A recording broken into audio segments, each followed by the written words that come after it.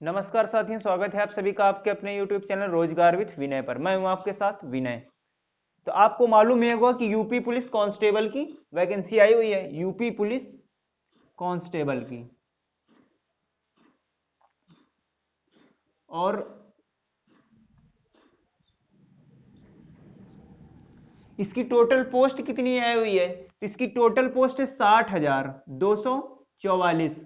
तो अपने आप में एक बहुत बड़ी भर्ती है, यानी कि ऐतिहासिक भर्ती। इससे पहले इतनी भारी मात्रा में, इतनी अधिक संख्या में नहीं आई हुई है। तो 60,244, तो इसी 60,244 में अपना नाम भी लाना है। ठीक, तो इसके लिए आज से यानी 27 दिसंबर से इसके लिए अप्लाई होना शुरू हो गए हैं। तो एप्लीकेशन कब से स्टार्ट हो गए हैं?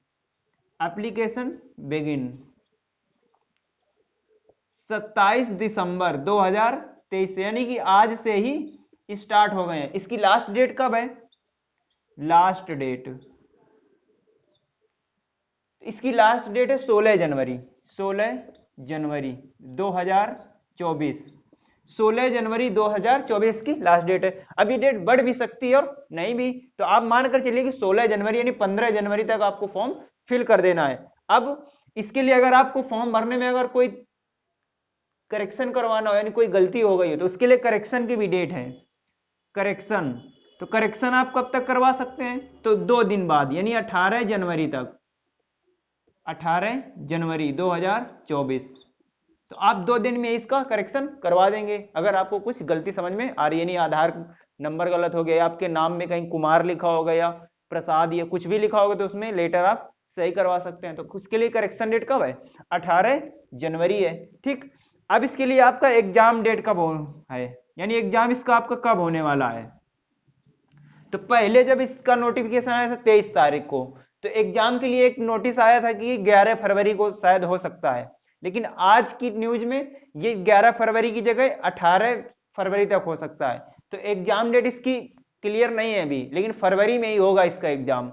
तो ये होगा 15 फरवरी के आसपास। तो 15 फरवरी से 2-3 दिन पहले या 2-3 दिन बाद में, तो 15 फरवरी के बाद ही समझो आप। तो इसका एग्जाम होगा फरवरी, यानी आधी फरवरी के बाद। तो फरवरी 2024 में इसका आपका एग्जाम होगा। और फरवरी में भी आपका एसएससी जीडी का भी एग्जाम लगा हुआ है। अब 20 फरवरी से उसकी डेट तो क्लियर है, तो उसी के आसपास यूपी पुलिस का भी फॉर्म आने वाला है। ठीक, तो इसमें कंपटीशन कम रहेगा, क्योंकि जो बच्चा एसएससी जीडी में जाएगा वो पुलिस के लिए भी, ठीक, तो पुलिस और जीडी दोनों के लिए रहेगा। अब इसके बाद इसकी अप्लाई करने की फीस कितनी है? तो एससी हो या एसटी या ओबीसी हो या जनरल हो, किसी भी कैटेगरी का व्यक्ति होगा, उसके लिए फीस है मात्र 400 रुपए। कितनी है? 400 रुपए। तो जो यूपी का लड़का होता है, लड़का हो या लड़की, तो जो यूपी कैंडिडेट होंगे, ठीक, तो उनको काउंट किया जाता है। जो जनरल का होगा वो जनरल का, जो ओबीसी का है वो ओबीसी का, जो एससी का है वो एससी, जो एसटी का वो एसटी का। लेकिन अगर कोई यूपी से बाहर का यानी अदर स्टेट का है, वो वहां पर चाहे ओबीसी का हो या एससी का, किसी का भी हो, लेकिन अगर दूसरे स्टेट में जाएगा तो जनरल में उसको काउंट किया जाएगा, यानी जनरल के अनुसार ही उसको सब कुछ पे करना होगा। ठीक, फॉलो करना होगा रूल उसके लिए। तो जो अदर कास्ट स्टेट के होते हैं, यूपी को छोड़कर दूसरे स्टेट के, उनको सबको जनरल में ही रखा जाएगा। तो उनको जनरल वाली एज ही, जनरल वाली हाइट, सबको वही फॉलो करनी होगी। ठीक, अब इसके लिए आपका एज कब से कब तक ली जाएगी?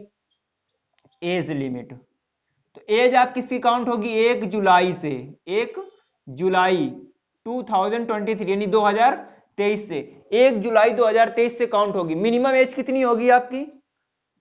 मिनिमम एज, तो आपकी मिनिमम एज होनी चाहिए 18 ईयर्स।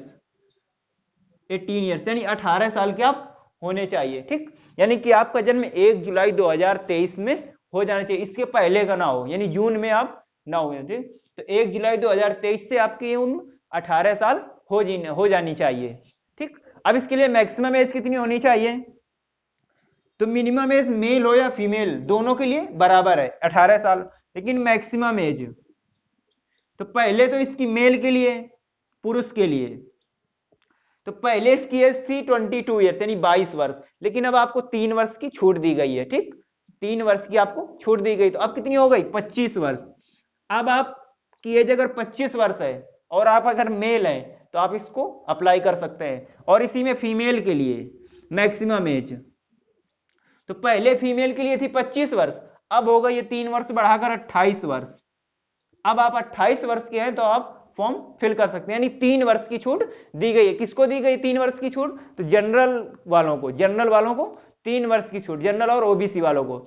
एससी एसटी वालों को 5 वर्ष की छूट दी गई, 5 साल की। तो जो पहले 22 था अब वो 27 साल तक, और जिनका पहले 25 साल था फीमेल के लिए एससी एसटी में, अब वो कर सकते हैं 27 और 5 कितना होता है?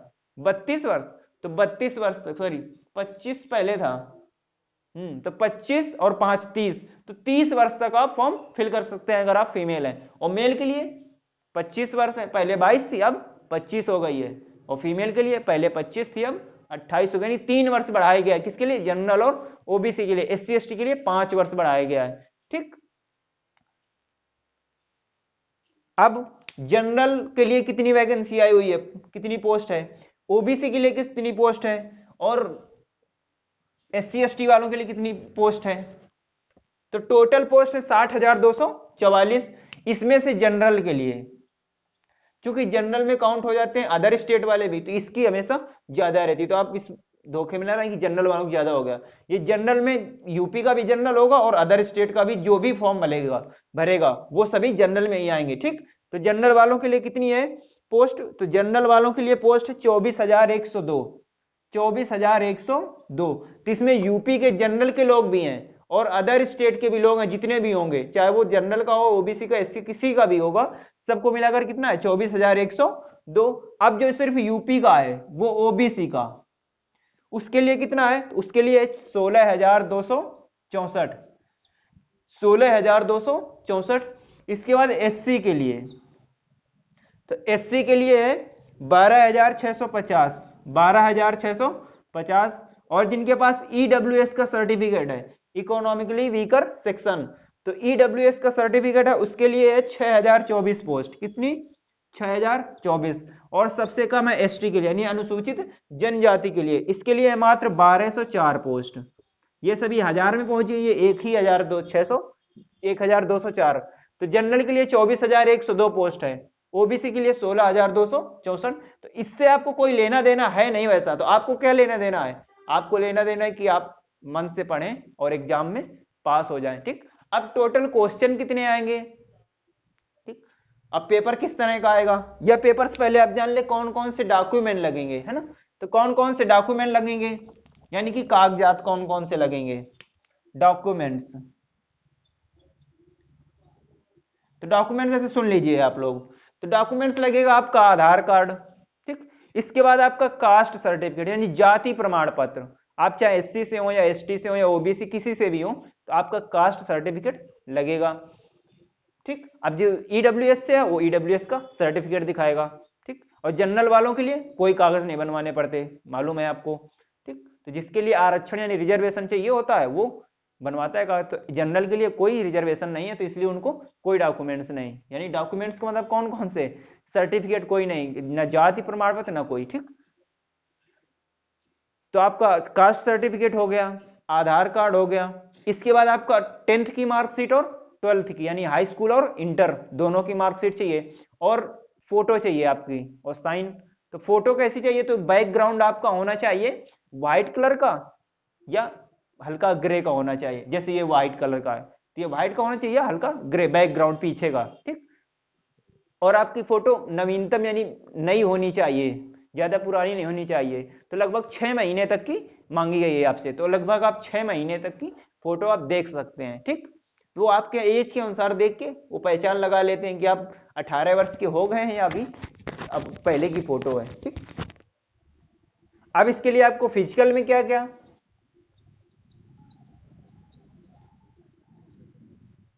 फिजिकल के लिए तो पहले आप पेपर के लिए जान लेंगे।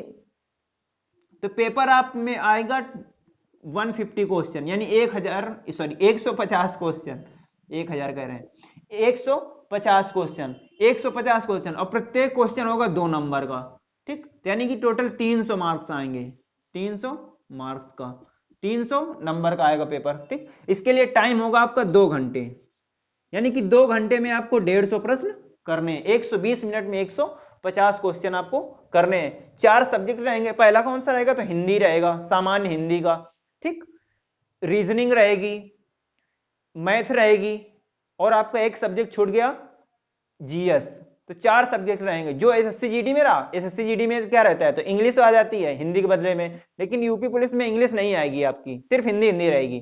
तो Hindi, English, sorry, Hindi, reasoning, GS और मैथ, ये 4 सब्जेक्ट आपके रहेंगे। ठीक, तो जो जीडी का था भाई यूपी पुलिस का भी है, तो जीडी में क्या था, हिंदी के बदले इंग्लिश आ जाती है, जिसको हिंदी करना हो तो हिंदी, नहीं तो इंग्लिश का पेपर दे। तो इसमें यूपी पुलिस में ऐसा नहीं, उसमें सिर्फ हिंदी है, इंग्लिश का आपका ऑप्शन नहीं मिलेगा।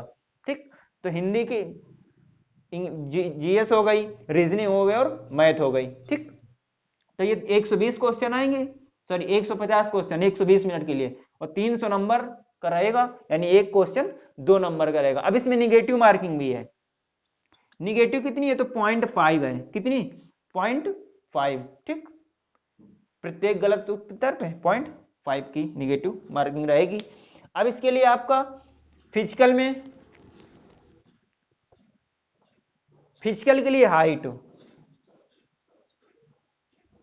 तो हाइट पहले लिखेंगे ओबीसी के लिए कितनी होती है, जनरल और एससी, ये मेल के लिए, पुरुषों के लिए ये हाइट कितनी रहेगी, तो ये हाइट रहेगी 168, यानी 168 सेंटीमीटर, 168 सेंटीमीटर। और यही एसटी के लिए, अनुसूचित जनजाति के लिए, एसटी के लिए रहेगी 160 सेंटीमीटर, 160 सेंटीमीटर।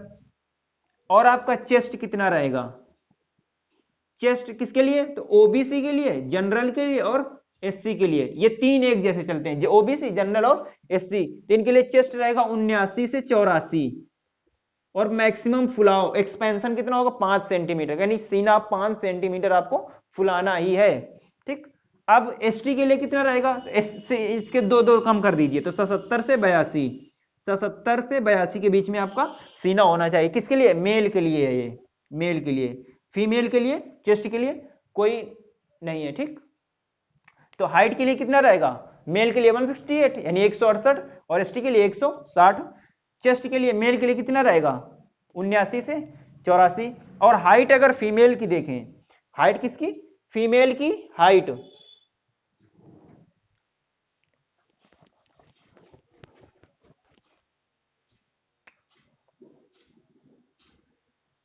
तो फीमेल की हाइट जनरल के लिए, ओबीसी के लिए और एससी के लिए ये आपकी रहने वाली है 152 सेंटीमीटर, 152 सेंटीमीटर।